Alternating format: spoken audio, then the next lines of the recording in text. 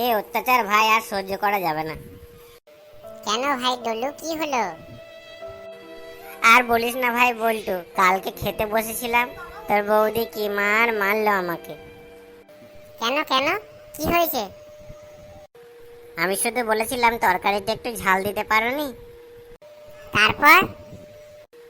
এক মুঠো শুকনো লঙ্কা এনে ভাই আমার তরকারি বাটিতে দিয়ে দিল, দিয়ে বলল, তুমি যতক্ষণ না এই তরকারি খাওয়া শেষ করবে ততক্ষণ আমি এখানে দাঁড়িয়ে থাকবো।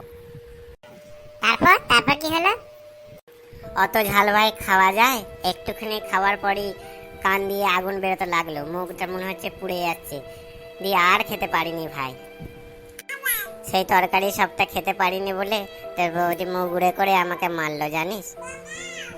তাহলে কি বউদের অত্যাচার কারণে নুন ঝাল তরকারি কম হলে বলা যাবে না? না ভাই না, একদম বলিস না, বিয়ে করিসনি, কোনোদিন করিস না,